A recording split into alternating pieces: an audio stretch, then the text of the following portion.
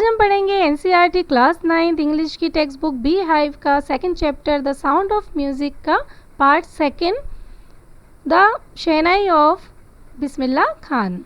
हम इसका second part देख रहे हैं। इससे पहले हमने देखा था कि बचपन से ही उस्ताद बिस्मिल्लाह खान साहब शहनाई की तरफ बहुत ज़्यादा अट्रैक्ट हो गए थे और उन्होंने प्रैक्टिस करना स्टार्ट कर दिया था और शहनाई में कुछ न्यू इन्वेंशन भी किए थे।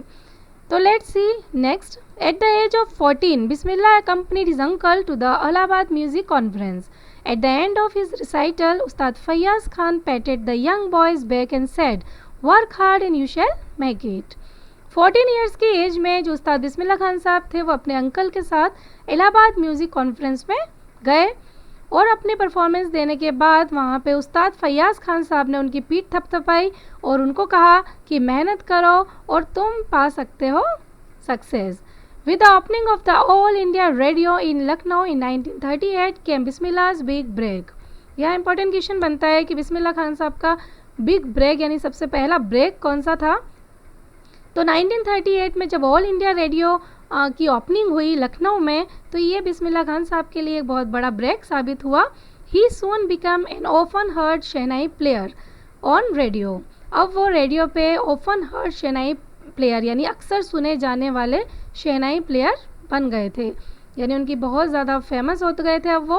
When India gained independence on 15 August 1947, Bismillah Khan became the first Indian to greet the nation with his Shehnai. He poured his heart out into Rag Kafi from the Red Fort to an audience which included Pandit Jawaharlal Nehru, who later gave his famous Tryst with Destiny speech. ये बहुत ही important historical event है कि जब independence मिली थी India को 15 अगस्त 1947 को और उसका जो पहला फंक्शन था, फर्स्ट प्रोग्राम चल रहा था, तो बिस्मिल्लाह खान साहब ने अपनी शहनाई बजाई थी और वो फर्स्ट इंडियन बने जो अपने नेशन को ग्रीट किया, यानी नेशन को एक तरीके से वेलकम किया, स्वागत किया उन्होंने आज़ादी का, और वो फर्स्ट इंडियन बने शहनाई बजाने वाले।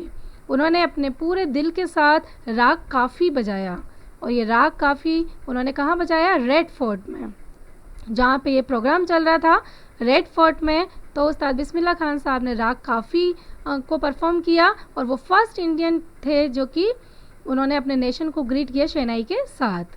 और उसके बाद ही पंडित जवाहरलाल नेहरू ने अपनी बहुत ही फेमस स्पीच दी, वो स्पीच थी ट्रिस्ट विद डेस्टिनी। तो ये बहुत ही इम्पोर्टेंट हिस्टोरिकल इवेंट है क्योंकि ये हमारे कंट्री का फर्स्ट इंडिपेंडेंस का फंक्शन था जिसमें शहनाई बजाई उस्ताद बिस्मिल्लाह खान साहब ने।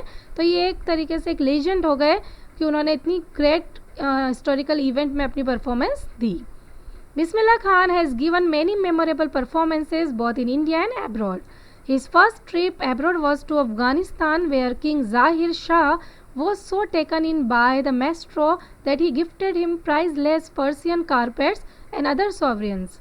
बिस्मिल्लाह खान साहब की जो जर्नी थी वो स्टार्ट हो गई थी, वो इंडिया के साथ साथ एब्रॉड में भी यानी इंडिया के बाहर भी बहुत सारी कंट्रीज़ में उन्होंने बहुत मेमोरेबल परफॉर्मेंसेस दिए।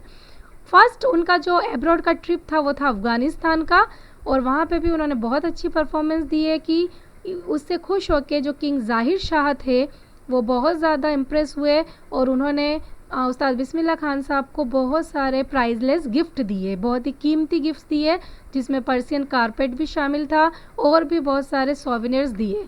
यानी सोवेनियर्स मतलब होता है किसी को मेमोरी के तौर पे हम कुछ देना, चाहे कहीं जैसे हम कहीं घूमने जाते हैं हम वहाँ की यादगिरी के तौर पर कुछ लेके आ जाते हैं, तो इसी तरीके से कुछ मेमोरी के लिए दिया जाता है। तो ज़ाहिर शाह जो थे किंग अफ़गानिस्तान के, उन्होंने उनको बहुत सारे प्राइजलेस गिफ्ट दिए और बहुत सारी मेमोरेबल चीज़ें भी दी। वो बहुत ज़्यादा अट्रैक्टेड थे, बहुत ज़्यादा इम्प्रेस थे उनके शहनाई से। The king of Afghanistan was not the only one to be fascinated with Bismillah's music. लेकिन सिर्फ अफ़गानिस्तान के किंग ही एक अकेले नहीं थे जो कि बिस्मिल्लाह खान साहब की म्यूज़िक से अट्रैक्टेड थे, फैसिनेटेड थे।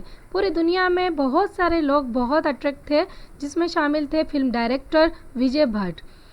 He was so impressed after hearing Bismillah play at a festival that he named a film after the instrument called गूंज उठी शहनाई।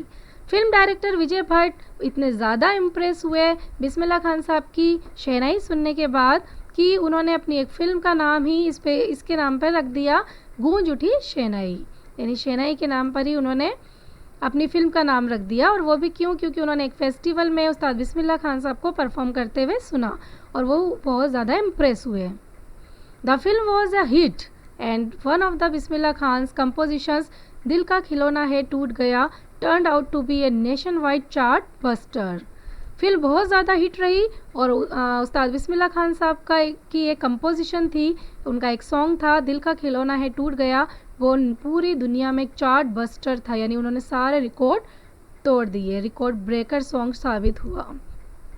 Despite this huge success in the celluloid world, Bismillah Khan's ventures in film music were limited to two. Vijay Bhatt's Goonj Uthi Shehnai and Vikram Srinivasan's Kannada venture Sanadhi Apanna. I just can't come to terms with the artificiality and glamour of the film world, he says with emphasis. इतने ज़्यादा hit movie देने के बाद और इतना hit गाना देने के बाद भी ये जो सेलुलॉइड वर्ड थी, यानी कि जो फैशनेबल वर्ड था फिल्म इंडस्ट्री का, उसमें बिस्मिल्लाह खान साहब के जो प्रोजेक्ट्स थे वो बहुत ही लिमिटेड थे। यानी सिर्फ उन्होंने 2 ही प्रोजेक्ट में काम किए, एक तो विजय भट्ट की गूंज उठी शहनाई में और एक विक्रम श्रीनिवास कन्नड़ा वेंचर, एक कन्नड़ा का प्रोजेक्ट था, वो था सनिधि अपन्ना। तो इतनी सक्सेस मिलने के बाद भी उन्होंने अपनी फिल्म इंडस्ट्री में अपने प्रोजेक्ट्स को बहुत ही लिमिटेड रखा और उसका रीज़न वो यहाँ बताते हैं कि जो ग्लैमर वर्ड है, यानी कि जो फिल्मी दुनिया है उसकी जो ग्लैमर है या आर्टिफिशियलिटी है वो उसको पसंद नहीं करते थे, वो उसमें इतना ज़्यादा इन्वॉल्व नहीं होना चाहते थे और वो आर्टिफिशियलिटी और ग्लैमर वर्ड उनको इतना पसंद नहीं था। Awards and recognition came thick and fast. Came thick and fast का मीनिंग था कि बहुत ही ज़्यादा अवार्ड्स और पहचान उनको मिलती जा रही थी। Bismillah Khan Saab became the first Indian to be invited to perform at the prestigious Lincoln Center Hall in the United States of America. बिस्मिल्लाह खान साहब को बहुत जल्दी बहुत ज़्यादा पहचान और बहुत सारे अवार्ड्स मिलते जा रहे थे। बिस्मिल्लाह खान साहब पहले इंडियन बने जिन्हें कि यूनाइटेड स्टेट्स ऑफ अमेरिका के प्रेस्टिजियस लिंकन सेंटर हॉल में परफॉर्म करने के लिए इनवाइट किया गया। He also took part in the World Exposition in Montreal, in the Cannes Art Festival, in the Osaka Trade Fair. यानी अब वो इंडियन के साथ साथ इंटरनेशनल इवेंट्स में पार्टिसिपेट करने लग गए थे, वो एक इंटरनेशनल प्लेयर बन गए थे और फेमस पर्सनैलिटी बन गए थे। तो यहाँ पे बता रखा है कि मॉन्ट्रियल में, वर्ल्ड एक्सपोजिशन में, कैंस आर्ट फेस्टिवल में और ओसाका ट्रेड फेयर, इन सब में उन्होंने पार्टिसिपेट किया। So well known did he become internationally that an auditorium in Tehran was named after him, तहार मौसीकी उस्ताद बिस्मिल्लाह खान। वो इतने ज़्यादा इंटरनेशनली फेमस हो गए थे, वो बहुत ज़्यादा इतने फेमस हो गए थे कि जो तेहरान का जो एक ऑडिटोरियम था उसका नाम ही बिस्मिल्लाह खान साहब के नाम पे रखा, तहार मौसीकी उस्ताद बिस्मिल्लाह खान। यानी अब उनके नाम पे ऑडिटोरियम भी रखा गया, वो इतनी फेमस पर्सनैलिटी हो गए थे, इंडियन भी एज वेल एज इंटरनेशनल भी। National award like the Padma Shri, Padma Bhushan and the Padma Vibhushan were conferred on him. अब यहाँ बहुत सारे अवार्ड्स उन्होंने जीते हैं जिसमें पद्म श्री, पद्म विभूषण, पद्म भूषण, ये सब बहुत ही फेमस अवार्ड्स हैं। और जो सबसे फेमस अवार्ड था हमने पहले देखा, in 2001 Ustad Bismillah Khan was awarded India's highest civilian award the Bharat Ratna. 2001 में उन्हें सबसे हाईएस्ट इन सिविलियन अवार्ड यानी उच्च नागरिकता सम्मान भारत रत्न से नवाजा गया। With the coveted award resting on his chest and his eyes glinting with rare happiness, he said, "All I would like to say is, teach your children music, and this is Hindustan's richest tradition. Even the West is now coming to learn our music." जो awards उनको दिया गया जिसमें सबसे ज़्यादा highest civilian award Bharat Ratna, उनको उस award को पाने के बाद उनको बहुत ज़्यादा खुशी हुई जब उनके चेस्ट पे वो अवार्ड लगाया गया। और वो एक्चुअली वो उनके दिल की एक बहुत बड़ी इच्छा थी, यानी मस्ट डिज़ायर्ड अवार्ड। ये ऐसा अवार्ड है जिसकी ख्वाहिश सबके दिल में होती है, तो उन्होंने दिल से इसको एक्सेप्ट किया और उनकी आंखें शाइनिंग हो रही थी, ग्लिंटिंग हो रही थी खुशी के साथ। तो इतना बड़ा जब अवार्ड मिला तो वो बहुत खुश थे और उन्होंने बोला कि हम अपने बच्चों को म्यूज़िक सिखाएं, यह हिंदुस्तान का रिचेस्ट ट्रेडिशन है। यानी उन्होंने सबको सजेशंस दिया कि चिल्ड्रन को म्यूज़िक सिखाया जाए जो कि हमारा ट्रेडिशन है, हमारा कल्चर है। और अब तो वेस्ट भी इंडिया आता है म्यूज़िक सीखने के लिए, यानी जो वेस्टर्न कंट्रीज़ हैं वो भी इंडियन म्यूज़िक सीखने के लिए आती है। तो जो हम इंडियंस हैं वो क्यों ना हम अपने ट्रेडिशन को, अपने कल्चर को सीखें।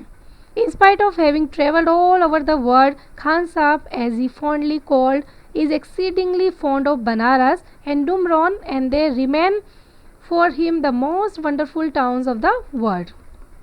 पूरी दुनिया में घूमने के बाद, इतना ट्रैवल, इतना फेमस होने के बाद भी जो खान साहब हैं यानी उस्ताद बिस्मिल्लाह खान साहब हैं, जिन्हें बहुत ही ज़्यादा पसंद था बनारस और डुमरोन, यानी एक बहुत अटैचमेंट था उनको बनारस और डुमरोन से।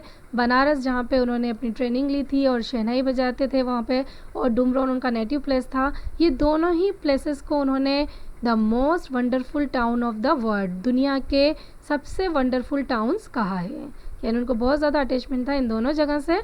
A student of his once wanted him to head a Shehnai school in the USA, and the student promised to recreate the atmosphere of Banaras by replicating the temples there. एक student ने एक बार उनको offer दिया कि वो USA में एक शहनाई school खोलें और वो उसके हेड बने, और स्टूडेंट ने ये भी प्रॉमिस किया कि वो जो बनारस का एटमॉस्फेयर है और वहाँ के जो टेम्पल्स हैं, पूरा वहाँ का एटमॉस्फेयर बनारस जैसा कर देगा। लेकिन खान साहब ने उसको रिजेक्ट कर दिया। But Khan Sahab asked him if he would be able to transport river Ganga as well, क्या वहाँ पे रिवर गंगा को भी ट्रांसपोर्ट कर सकता है वो। इस तरीके से खान साहब का बहुत ही अटैचमेंट था इंडिया से, बनारस से, डुमरोन से और रिवर गंगा से। तो जब यूएसए के स्टूडेंट ने उनको ऑफ़र दिया कि यूएसए में एक शहनाई स्कूल खोलें और वो उसके हेड बने, तो उन्होंने ये कह के मना कर दिया कि क्या वो रिवर गंगा को भी वहाँ ला सकता है, क्योंकि वहाँ पे वो बनारस के टेम्पल्स या वहाँ का एटमॉस्फेयर तो क्रिएट कर सकते हैं, लेकिन क्या रिवर गंगा को वहाँ लाया जा सकता है। ये कह के उन्होंने उस प्रपोजल को रिजेक्ट कर दिया।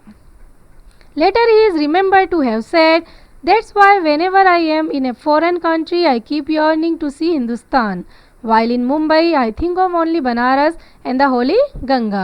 And while in Banaras, I miss the unique matha of Dumron." Khan साहब यहाँ बता रहे हैं कि जब भी वो इंडिया से बाहर जाते हैं, यानी किसी भी फॉरेन कंट्री में जाते हैं, तो उन्हें हिंदुस्तान की ही याद आती है, वो हिंदुस्तान को ही देखना चाहते हैं। जब वो मुंबई में होते हैं तो वो बनारस और होली गंगा के बारे में सोचते हैं, और जब वो बनारस में होते हैं तो डुमरोंग के मठ को मिस करते हैं। तो ये सब चीज़ें ये बताती हैं कि उनको अपने कल्चर से, उनको ट्रेडिशन से, अपनी इंडिया से उनको कितना अटैचमेंट था। उस्ताद बिस्मिल्लाह खान साहब की जो लाइफ है वो एक परफेक्ट एग्जाम्पल है rich cultural heritage of India. इस पर भी क्वेश्चन बनता है कि उनकी जो लाइफ है वो rich cultural heritage of India का एक परफेक्ट एग्जाम्पल है, और वो कैसे है। One that effortlessly accept that a devout Muslim like him can very naturally play the shehnai every morning at the Kashi Vishwanath temple. वो एक डिवोट मुस्लिम थे, यानी कि बहुत ही बिलीविंग, स्ट्रांगली बिलीव करते थे अपने रिलीजियस में और अपनी फॉलो करते थे अपनी सारी रिलीजियस प्रैक्टिसेस को, लेकिन फिर भी वो रोज़ सुबह शहनाई बजाने जाते थे काशी विश्वनाथ टेम्पल में। तो यहाँ पे उन्होंने ये बताया है कि music has no religion, music का कोई धर्म नहीं होता है, और जो कल्चर है, ट्रेडिशन है, वो धर्म से ऊपर होता है। तो बिस्मिल्लाह खान साहब की जो लाइफ है वो एक rich cultural heritage of India की, यानी एक तरीके से सांस्कृतिक धरोहर, इंडिया के जो सांस्कृतिक धरोहर है उसकी एक परफेक्ट एग्जाम्पल है उनकी life. Ustad Bismillah Khan Sahab passed away on 21 अगस्त 2006। 21 अगस्त 2006 को उनकी डेथ हो गई थी as the age of 90 after a prolonged illness. एक लंबी बीमारी के बाद 90 ईयर्स की एज में उनकी डेथ हो गई थी। He was given A state funeral and the government of India declare 1 day of national morning. उनकी डेथ पर उनको स्टेट फ्यूनरल भी दिया गया और गवर्नमेंट ऑफ इंडिया ने एक दिन की हॉलीडे भी डिक्लेयर की थी, क्योंकि वो एक राष्ट्रीय शोक था, क्योंकि वो एक नेशन की फेमस पर्सनालिटी थे जिन्होंने अपने कल्चर को, ट्रेडिशन को आगे पहुंचाया। तो आई होप कि ये चैप्टर आपको अच्छे से समझ में आ गया होगा। Take care. Please like, subscribe and share.